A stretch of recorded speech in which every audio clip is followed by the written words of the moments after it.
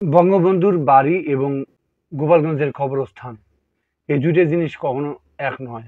আজ ১৬ই জুলাই এনসিপির মুখ্য সংগঠক উত্তরাঞ্চলের যে সমন্বয়ক সার্জিস আলম দেশ গড়তে জুলাই পদযাত্রা কর্মসূচির অংশ হিসেবে বৃহত্তর বরিশাল জেলা ভ্রমণ শেষে ফেসবুকে একটা পোস্ট দিয়েছেন যে মার্চ ফর গোপালগঞ্জ।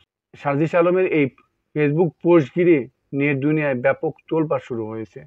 বিশেষ করে পলাতক আওয়ামী লীগের সুবিধাভোগীরা যারা তাদের বর্ণ চুরি করে দেশের মানুষের সাথে পানির মতো মিশে আছেন, তারা অনেকে হুমকি ধামকি এবং উস্কানিমূলক মন্তব্য করছেন।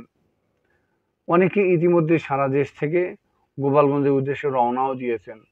তাদের ধারণা যে সার্জিসের যে এই Facebook post March for Gopalganj এর মাধ্যমে তারা গোপালগঞ্জে থাকা বঙ্গবন্ধুর যে কবরস্থান সেটা হয়তো গুড়িয়ে দেবে। তাদের এতটুকু সংকীর্ণ জ্ঞান বা এই জ্ঞানের আদলির কারণে আজকে আওয়ামী লীগকে এভাবে পলায়ন করতে হয়েছে। পদযাত্রা বা মার্চ ফর গোপালগঞ্জ এরাই মানে যে পদযাত্রা, এতটুকু জ্ঞান এরা রাখে না। এরা কোন ছেঁচে রাজনীতি করে। ধানমন্ডি ৩২-এর বাড়ি যখন ভাঙ্গা হয় তখন বিশেষ একটা ইস্যু ছিল বা এজেন্ডা ছিল, মানে এটা তো এই ফ্যাসিস্টের আঁতুড়ঘর হিসেবে বিবেচিত হয়েছিল, কিন্তু মানুষ তো কবরস্থান নিয়ে এইভাবে রাজনীতি করতে পারে না। পলাতক আওয়ামী সুবিধাভোগীরা বা আওয়ামী সদস্যরা এরা হচ্ছে ঘরপোড়া গরুর মতো। ঘরপোড়া গরু আকাশে মেঘ দেখলেই দৌড়ে পালায়। আর এই পলাতক আওয়ামী লীগ এই সাধারণত এই ফেসবুক পোস্টে ওরা হিতে হিত জ্ঞান হারায়, বোধ শক্তি হারিয়ে ফেলে।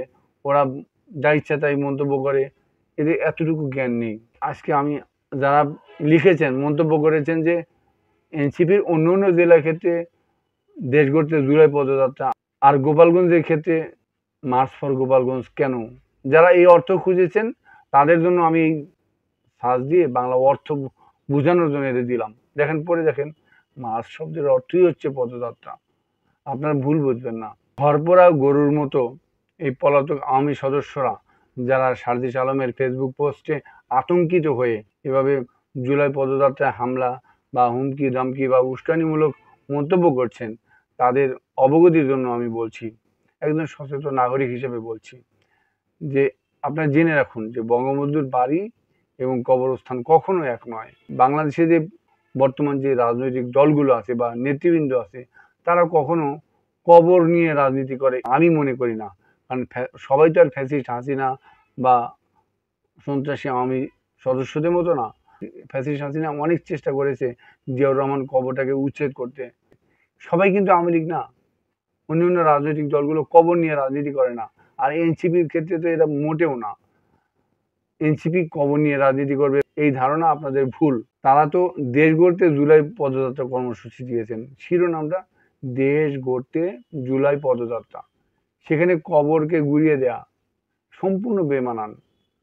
আপনারা ভুল ধারণার মধ্যে আছেন। আশা করি যে এই ১৬ই জুলাই গোপালগঞ্জবাসী এনসিপি নেতাদের বরণ করে নেবে। তাদের যে রাজনৈতিক উদারতা বা দূরদর্শিতা সেটাতে মুগ্ধ হবে। তারা এই দেশ গড়তে জুলাই পদযাত্রা কর্মসূচি সবচেয়ে বেশি সফল এবং সার্থক হবে। গোপালগঞ্জবাসী তার পাশে থাকবে, সেটা সর্বাত্মক সহযোগিতা করবে এই প্রত্যাশায়।